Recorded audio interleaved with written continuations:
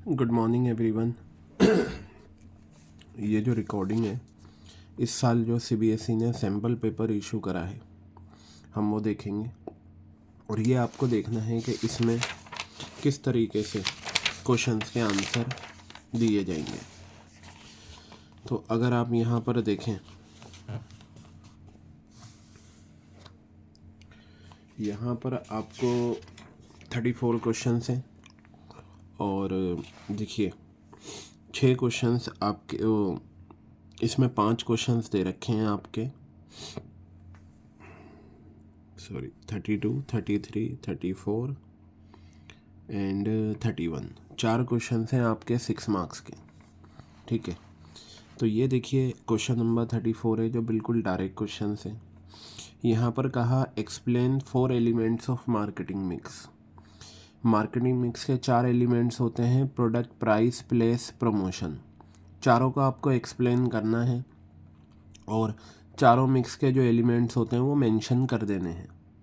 मतलब marketing mix के 4 elements हैं, जैसे कि प्रोडक्ट है, प्रोडक्ट के बारे में बताया, एलिमेंट्स ऑफ प्रोडक्ट क्या होते हैं वो मेंशन कर दिए। प्राइस के बारे में बताया, एलिमेंट्स क्या होते हैं वो मेंशन कर दिए। अब यहाँ पर देखिए चॉइस में है explain any 4 factor affecting determination of the price of a product. ठीक है जी, ये 4 पॉइंट्स आपको लिखने हैं। अब इसमें आपको एक चीज़ ये ध्यान रखनी है कि जो फैक्टर अफेक्टिंग है ना प्राइस के, ये 6-7 पॉइंट आपने याद कर रखे हैं, लेकिन इसमें जो एक पहला फैक्टर है प्राइसिंग ऑब्जेक्टिव्स, क्या है वो? Pricing objectives. इसके अंदर 3-4 पॉइंट्स हैं जो भी हैं। तो ये जो प्राइसिंग ऑब्जेक्टिव्स हैं, इसमें जो 3-4 पॉइंट हैं, ये प्राइसिंग ऑब्जेक्टिव वाला पॉइंट एक ही माना जाएगा। अब इन्होंने कहा कि एक्सप्लेन एनी 4 फैक्टर, तो आप प्राइसिंग ऑब्जेक्टिव को छोड़कर बाकी के जो 4 हैं वो लिख दीजिए। अगर आपने प्राइसिंग ऑब्जेक्टिव लिखा तो फिर इसे एक माना जाएगा, अपार्ट फ्रॉम इट आपको 3 और मेंशन करने पड़ेंगे। तो इस चीज़ का ध्यान रखिएगा। ये आपका हो गया क्वेश्चन नंबर 34। ठीक है बेटा, अब हम बात करते हैं किसकी? Question number 33। देखिए ये पैराग्राफ है और मैंने अभी पूरा स्टडी नहीं करा। मैं सबसे पहले इसका क्या करता हूँ, रिक्वायरमेंट को जान लेता हूँ। रिक्वायरमेंट पढ़कर यानी कि क्वेश्चंस पढ़कर आपको ये पता चल जाएगा कि ये पर्टिकुलर क्वेश्चन किस टॉपिक का है, ताकि आपका पूरा कंसंट्रेशन उसी क्वेश्चन की तरफ रहे। तो यहाँ बताया on the basis of the understanding of concept of scientific management, यानी कि ऊपर जो भी बात हुई होगी साइंटिफिक मैनेजमेंट की बात हुई है। आइडेंटिफाई एंड एक्सप्लेन, यानी कि आपको पहले पता लगाना है। आइडेंटिफाई के मार्क्स अलग होते हैं, एक्सप्लेन के अलग होते हैं। आइडेंटिफाई करना और एक्सप्लेन करना है, लीजिए यहाँ बिल्कुल क्लियर बता दिया। Techniques used by Leena and Kushagra to improve the performance of employees, यानी कि आपको यहाँ पर आइडेंटिफाई भी करना और एक्सप्लेन भी करना है टेक्निक्स। ठीक है, ये दोनों काम आपको करने हैं। तो चलिए अब हम पढ़ते हैं इस क्वेश्चन को कि इसमें है क्या। लीना एक अपॉइंट की गई operation manager small trading company में जो गारमेंट्स में डील करता है। ठीक है, लीना अपॉइंट की गई ऑपरेशन मैनेजर थी स्मॉल ट्रेडिंग कंपनी में जो डीलिंग गारमेंट्स में करते हैं। ऑनलाइन सेल्स इनकी अच्छी है।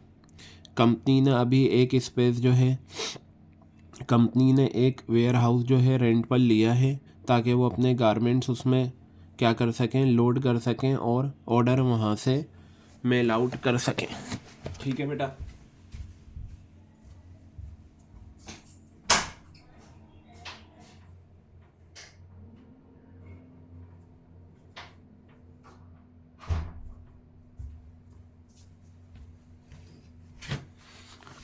अब देखिए आप यहाँ पर in order to take over the responsibilities of order fulfilment. ठीक है भाई, ऑर्डर आते हैं ऑनलाइन, उनका फुलफिलमेंट होता है, जगह रेंट पर ली है। लीना ने क्या करा कि ऑर्डर को पूरा करने के लिए अपना एक एम्प्लॉय जो ऑलरेडी काम करता था कुशाग्रा, उसे प्रमोट कर दिया और उसे post they the inventory and order fulfilment supervisor, यानी कि जो भी ऑर्डर आएंगे वो पूरे करेगा और इन्वेंट्री को मेंटेन करेगा।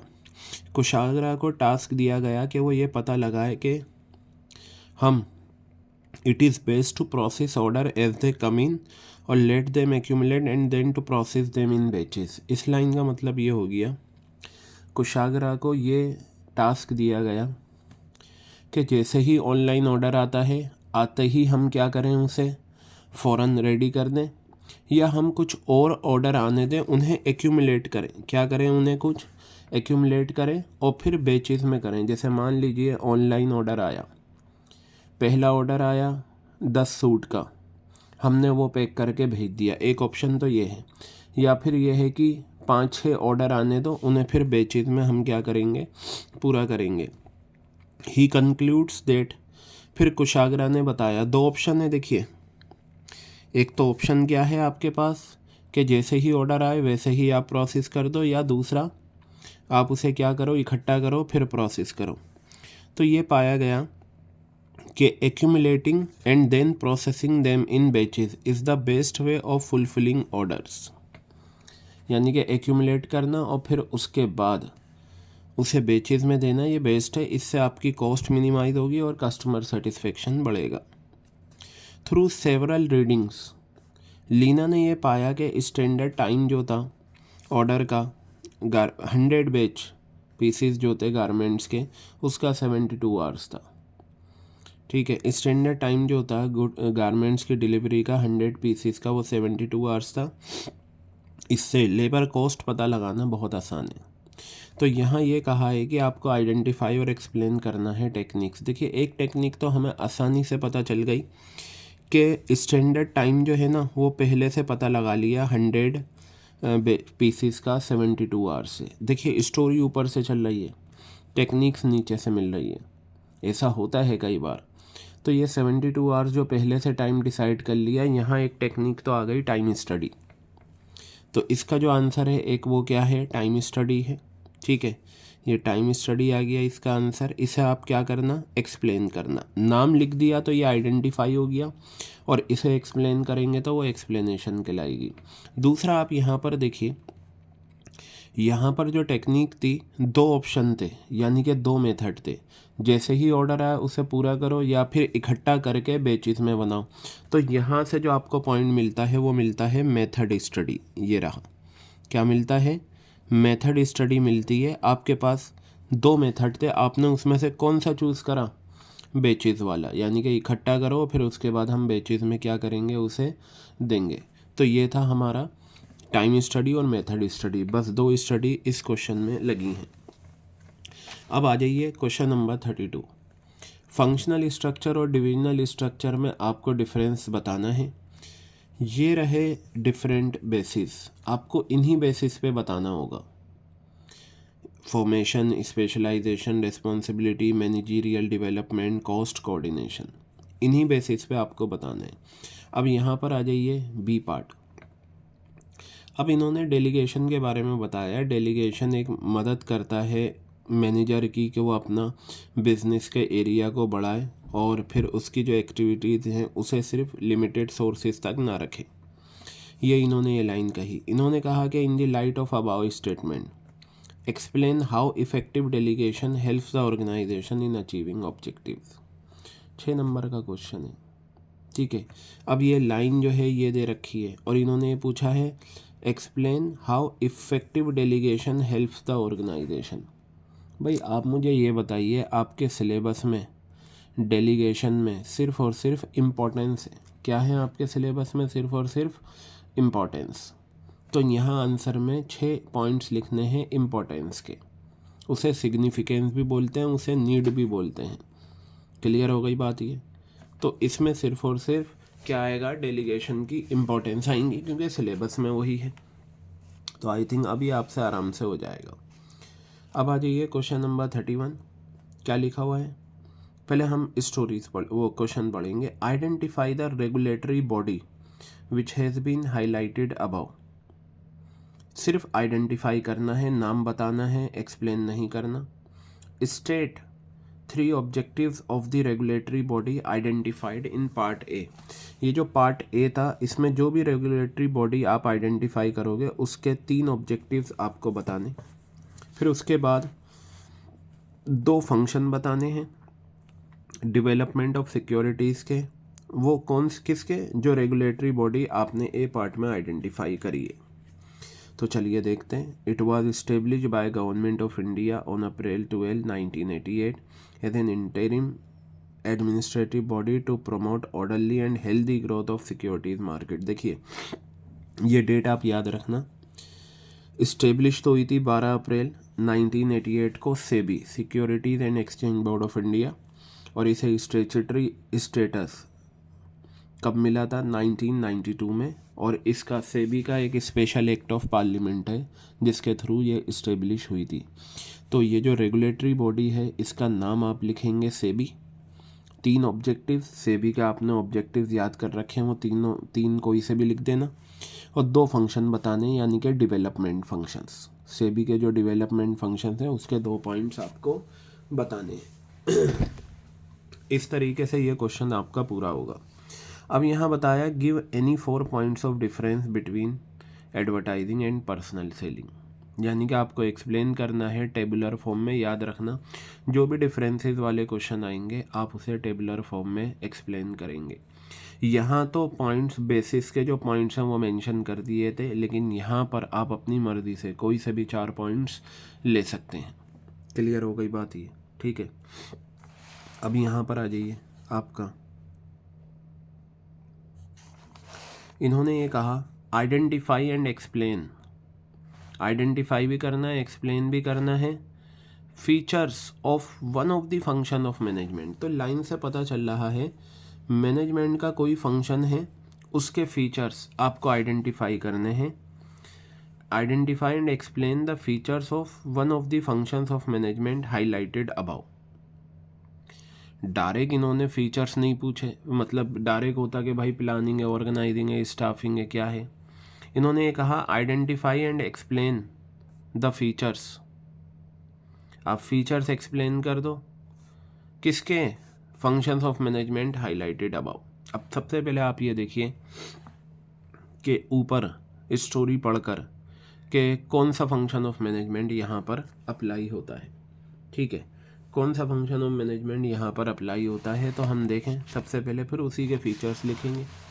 तो यहाँ पर कहा जब चंद्रशेखर शुक्ला इंडिया को आया सर्टिफिकेट कोर्स करने के बाद food quality assurance and quality control Netherlands से, तो ही was convince that he would fulfil his grandfather dreams of converting their 50 acre land into a fertile form. ठीक है, उसको ये कन्विंस किया गया कि भाई वो अपने दादाजी का काम जो था आगे 50 एकड़ लैंड जो है उसे फर्टाइल फॉर्म बनाएगा। उसने देखो यहाँ क्या लिखा हुआ है, he started by setting out specific goals and laid down related activities to perform to achieve the goals. उसने क्या करे, स्पेसिफिक गोल्स बनाए। उसने अपनी कंपनी लॉन्च कर दी प्राइवेट लिमिटेड। उसे ये यकीन दिलाना था कि जो फ्यूचर इवेंट्स होंगे वो कंपनी के बेस्ट इंटरेस्ट में रहेंगे। उसने एक एनुअल स्टेटमेंट तैयार करा। क्या तैयार करा उसने, एक एनुअल स्टेटमेंट तैयार करा प्रोडक्शन सेल्स के लिए बेस्ड ऑन सेल्स फोरकास्टिंग। अच्छा, आपका माइंड यहाँ पर काम करना चाहिए। स्पेसिफिक गोल्स बनाए हैं, स्टेटमेंट तैयार करा है, ठीक है। टाइप्स ऑफ प्लान होते हैं ना, ठीक है। उसमें आप बजट जो होता है उसमें यही तो फोरकास्टिंग ही तो होती है। तो आपने एनुअल स्टेटमेंट बनाया प्रोडक्शन का, सेल्स का। इसका मतलब अभी तक जो हमें कहानी समझ में आ रही है यहाँ पर वो प्लानिंग जा रही है। क्योंकि आप यहाँ पर ये देखें ना, तो यहाँ पर ये बात हुई भाई इतने एम्प्लॉइज़ हमें लेने हैं। आप पता है बहुत आसान हो जाता है फंक्शंस ऑफ मैनेजमेंट आइडेंटिफाई करना। चलिए पहले पूरा पढ़ते हैं। ही नोटिस दैट, उसने पाया कि farmers grew only paddy due to which land remained idle for subsequent 8 to 9 months। फिर उसने कई सारे ऑल्टरनेटिव देखिए, he identify and assessed various alternatives through which farms could be utilise. यहाँ से भी ऑल्टरनेटिव से भी आपको पता चल जाता है कि ये प्लानिंग की ही बात हो रही है। अब यहाँ देखिए, through his accurate vision, judgement and systematic thinking, ये रहा एक्यूरेट विजन था, जजमेंट था, सिस्टमेटिक थिंकिंग थी, based on the analysis of facts he presented a scheme to the farmers जहाँ पर पैडी एंड वेजिटेबल्स ग्रोन की जा सकती हैं। तो देखिए अब आपने ये पूरा पढ़ा, आपको ये आइडेंटिफाई करना है कि भाई फंक्शंस ऑफ मैनेजमेंट कौन सा है, फिर उसके फीचर्स लिख देंगे। आप कैसे करेंगे, पूरी स्टोरी आपने पढ़ ली। सबसे पहले देखिए इसमें स्टाफिंग की तो बात हुई नहीं, ना एम्प्लॉइज़ को रखा गया है, ना उन्हें ट्रेनिंग दी गई है, उसे हटा दो।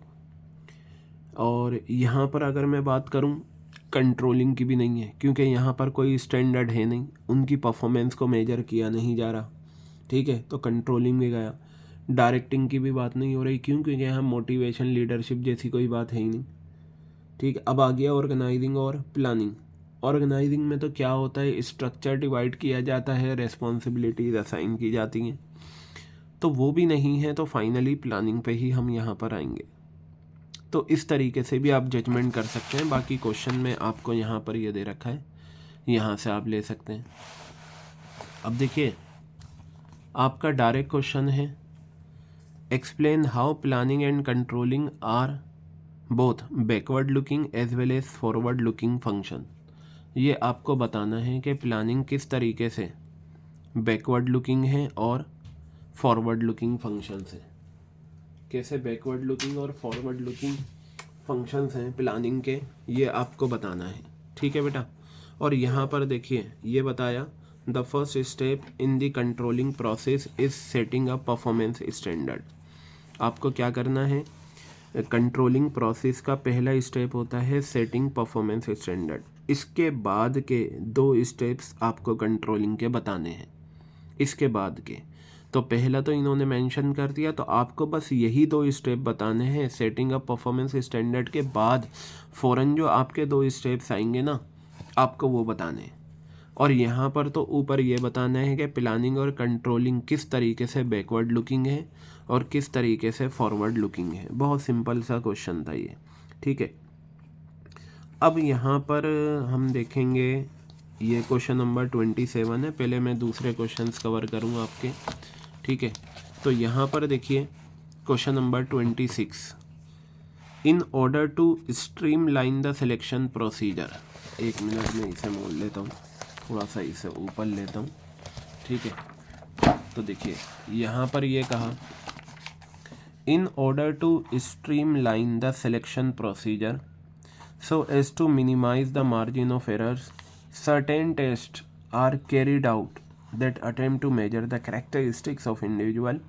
Explain any 4 such test. अब देखिए सिलेक्शन प्रोसीजर नहीं पूछा, सिलेक्शन प्रोसीजर में जो टेस्ट होते हैं ना सारे, इंटेलिजेंस टेस्ट, पर्सनालिटी टेस्ट, ये सारे ये पूछे हैं यहाँ पर। तो आपको बस वही 4 टेस्ट यहाँ पर एक्सप्लेन करने हैं, आपको 4 नंबर मिलेंगे। एक टेस्ट 1 लाइन में एक्सप्लेन हो रहा है, इट्स ओके, पूरे मार्क्स मिलेंगे आपको। तो यहाँ ध्यान रखना, आपको वही चीज़ बतानी है। अब यहाँ पर देखिए ये ट्रेनिंग के जो फ़ायदे होते हैं ये बहुत आते हैं। Since job has become more complex, क्योंकि जॉब्स बहुत कॉम्प्लेक्स हो गई हैं, importance of employee training has increased. Employee training की जो इम्पोर्टेंस है वो बढ़ गई है, ठीक है। Training programmes provides numerous benefits to per workers. सही बात है, ट्रेनिंग जो है वर्कर्स को कई सारे बेनिफिट्स देती है, आपको वही बताने। अब देखो ट्रेनिंग के जो फ़ायदे हैं वो ऑर्गेनाइजेशन को भी हैं, वर्कर्स को भी हैं। तो यहाँ पर जो हमें बेनिफिट्स बताने हैं ना, यहाँ जो हमें बेनिफिट्स बताने हैं वर्कर्स के बताने हैं, ना कि किसके बताने हैं, ऑर्गेनाइजेशन के। ट्रेनिंग वर्कर्स को क्या बेनिफिट देती है आप वो बताना, और कितने पॉइंट्स हैं, 4 पॉइंट्स आपको यहाँ पर एक्सप्लेन करना है, ठीक है। चलिए अब मैं आगे आता हूँ आपका, हाँ, क्वेश्चन नंबर 25 की तरफ। क्वेश्चन नंबर 25 देखेंगे आप, यहाँ पर दे रखा है। सबसे पहले हम पढ़ लेते हैं कि हमें क्वेश्चन नंबर 25 में क्या दे रखा है। तो यहाँ देखिए, आइडेंटिफाई एंड एक्सप्लेन। आइडेंटिफाई भी करना है और एक्सप्लेन भी करना है। Feature of management discussed by mister Agastya in his announcement. Management का फीचर एक्सप्लेन करना है देखिए आइडेंटिफाई एंड एक्सप्लेन, नाम बता दो आइडेंटिफाई, एक्सप्लेन उसकी एक्सप्लेनेशन, किसकी, फीचर्स नहीं है फीचर है, तो यानी कि एक ही मैनेजमेंट का फीचर ऊपर डिस्कस हुआ होगा वो बताना है जो अगस्त्या ने डिस्कस करा अपने अनाउंसमेंट में, ठीक है। फिर यहाँ पर ये बताना है explain any 3 reasons that make management important to any organisation. जहाँ पर ये इम्पोर्टेंट की बात आए ना, ठीक है, जहाँ पर ये इम्पोर्टेंट की बात आ रही है इसका मतलब आपको इम्पोर्टेंस बतानी है। तो एक ही क्वेश्चन में 1 नंबर में फीचर और एक ही क्वेश्चन में 3 नंबर में आपकी इम्पोर्टेंस, ठीक है। तो यहाँ कहा एक्सप्लेन एनी 3 रीजंस बताइए that make management important to any organisation. तो ये याद रखना, डायरेक्ट नहीं लिखा इम्पोर्टेंस या सिग्निफिकेंस, ये कहा कि किस तरीके से मैनेजमेंट इम्पोर्टेंट है। देखिए वर्डिंग पे जाइए, किस तरीके से मैनेजमेंट इम्पोर्टेंट है ऑर्गेनाइजेशन के लिए, इसका मतलब ये है कि यहाँ पर आपको इम्पोर्टेंस बतानी है। तो सबसे पहले हम डिस्कस करते हैं यहाँ पर अपने फीचर की। यहाँ पर बताया कि भाई जनरल मैनेजर है एक रेप्यूटेड ऑर्गेनाइजेशन का अगस्तिया लोखंडे, जिसने फॉलोइंग अनाउंसमेंट करे अपनी एनुअल जर्नल मीटिंग में कंपनी के। उसने ये कहा भाई when we think of a brand, जब हम ब्रांड के बारे में सोचते हैं तो हम गुडविल के बारे में सोचते हैं, लेकिन जो गुडविल है वो बनाई जाती है और तोड़ी जाती है प्रोडक्ट की क्वालिटी और कस्टमर रिप्रेजेंटेशन को लेकर। If people are miserable they can't give their best work and brand suffers.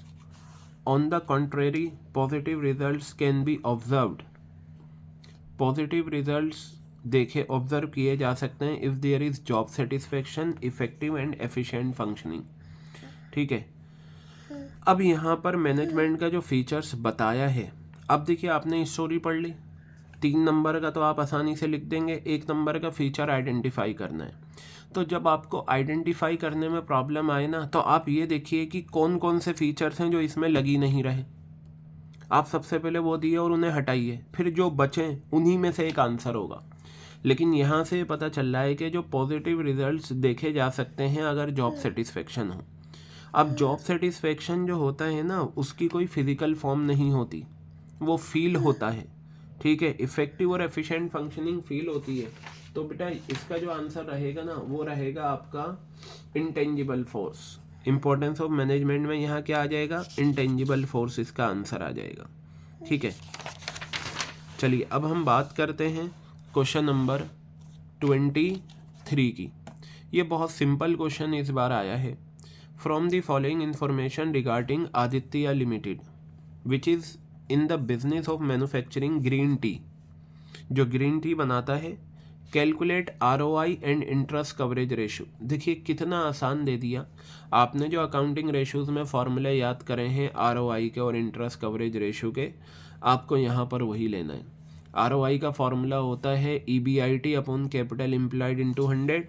देखिए EBIT आपको डायरेक्ट दे रखा है, कैपिटल एम्प्लॉयड हो जाएगा इक्विटी और डिवेंचर्स दोनों का अमाउंट मिलाकर, तो 12 लाख प्लस 18 लाख, ये कैपिटल एम्प्लॉयड हो गया 30 लाख, ऊपर आ जाएगा आपका 15 लाख, इंटू 100 कर देना, ROI आपका आ जाएगा। क्लियर हो गई बात। इसी तरीके से इंटरेस्ट कवरेज रेशो का फॉर्मूला लगा देना, उसमें भी ऊपर EBIT आता है और नीचे आता है interest on long term debts. तो 10% डिवेंचर्स है, 12 लाख का अमाउंट है, 10% आप ये ले लेना। तो ये आपका आ जाएगा क्या, दोनों रेशोज निकल कर आ जाएंगी, ROI और इंटरेस्ट कवरेज रेशो, ठीक है।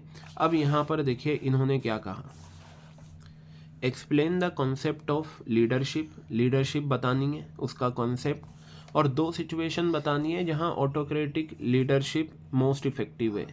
2 सिचुएशन बतानी है, बस 2 सेंटेंस लिखने हैं, 2 नंबर मिलेंगे और 1 नंबर इसका होगा। यहाँ बताना है कम्युनिकेशन क्या होता है और फॉर्मल और इनफॉर्मल कम्युनिकेशन का मीनिंग बताना है कि फॉर्मल कम्युनिकेशन क्या है और इनफॉर्मल कम्युनिकेशन क्या है। यहाँ पर बताया state the meaning of single use and standing plan. Standing plan और सिंगल यूज़ प्लान की सिर्फ डेफिनेशन बतानी है, इनके डिफरेंसेस नहीं बताने, और ये प्लानिंग की जो लिमिटेशंस हैं 2 वो बतानी है। अब यहाँ पर आ जाओ question number 20। Read the following statement carefully. एक स्टेटमेंट ये रहा, एक स्टेटमेंट ये रहा। इन्होंने कहा cost of debt is lower than cost of equity for a company. Cost of debt जो है वो कम है कॉस्ट ऑफ इक्विटी से। तो आप याद रखना, कॉस्ट ऑफ डेट का मतलब होता है इंटरेस्ट का रेट और कॉस्ट ऑफ इक्विटी होती है डिविडेंड का रेट।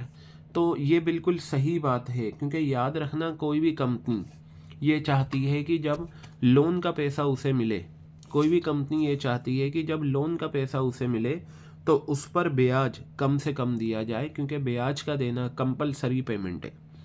जैसे कि मान लीजिए अगर कंपनी को 2 सोर्सेज से पैसा लेना है, एक डिबेंचर से और एक इक्विटी से। इक्विटी वालों का तो डिविडेंड पहले से फिक्स नहीं होता, ठीक है, लेकिन डेट वालों का डिबेंचर जो होते हैं या जो लोन होता है, इनका अमाउंट पहले से क्या होता है, फिक्स होता है। तो कॉस्ट ऑफ डेट का मतलब हो गया, अगर मैंने बैंक से 1 करोड़ का लोन लेना है तो 10% का मैं क्या दूंगा, इंटरेस्ट दूंगा। क्लियर हो गई बात ये।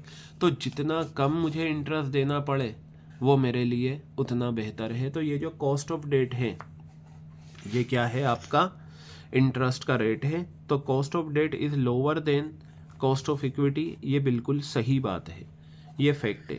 फाइनेंशियल मैनेजमेंट का ऑब्जेक्टिव होता है शेयर होल्डर्स की वेल्थ को बढ़ाना, ये तो इसका मेन ऑब्जेक्टिव है। तो स्टेटमेंट 1 भी बिल्कुल सही है, स्टेटमेंट 2 भी बिल्कुल सही है। तो इसका आंसर पहला है, both the statements are true. Clear हो गई बात। अब आ जाओ क्वेश्चन नंबर 19 पर। Consumers can ask anything regarding the date of manufacturing. ये तो मैंने बताया था कि जो राइट टू इन्फॉर्मेशन होता है ना, उसमें 3 बातें आपको ध्यान में रखनी है राइट टू इन्फॉर्मेशन में, ठीक है। राइट टू इन्फॉर्मेशन में 3 बातें क्या ध्यान में रखनी है। पहली बात तो ये है कि जो सेलर होता है उसे अपने प्रोडक्ट की सारी बात, वहाँ जाओ रूम में,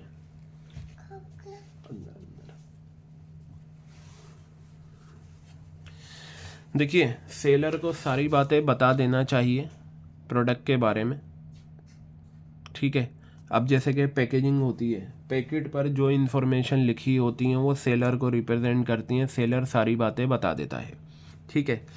लेकिन बायर के पास भी ये राइट है कि वो कुछ भी पूछ सकता है। यानी कि अगर आप मार्केट गए और आपको वेजिटेबल्स ख़रीदनी है, आप वेजिटेबल्स के रिगार्डिंग कोई भी इंफॉर्मेशन ले सकते हैं सेलर से, ये आपका राइट है और ये आपको राइट मिला है राइट टू बी इन्फॉर्म में। क्लियर हो गई बात ये। और याद रखना लेबलिंग जो होता है ना, वो राइट टू बी इन्फॉर्म से जुड़ा होता है।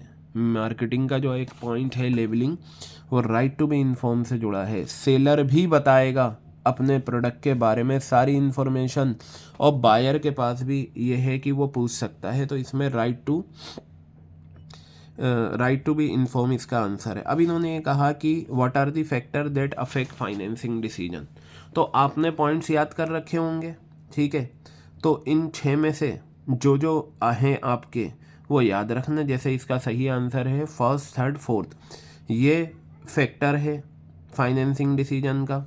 3rd वाला फैक्टर है फाइनेंशियल रिस्क का, और स्टेट ऑफ कैपिटल भी, मार्केट भी है ये। बाकी के इसके फैक्टर अफेक्टिंग नहीं है। तो ये सिंपल क्वेश्चन था। अब यहाँ पर आ जाओ, identify the decision which is not taken under financial management. By dividend decision होता है। कैपिटल बजटिंग डिसीजन का दूसरा नाम इन्वेस्टमेंट डिसीजन, ठीक है। प्राइसिंग डिसीजन नहीं होता। तो ये हमारा ये आंसर नहीं है। इन्होंने यहाँ पर कहा इनकरेक्ट स्टेटमेंट बताओ कंज्यूमर प्रोटेक्शन एक्ट को लेकर। अब यहाँ ये लैंग्वेज दे रखी है। चौथा पॉइंट देखिए, कंज्यूमर प्रोटेक्शन एक्ट के जो प्रोविजंस हैं वो कब फोर्स में आए, 1981। ये बिल्कुल रॉन्ग है, ठीक है। ये वाला पॉइंट जो है ये बिल्कुल रॉन्ग है। क्लियर।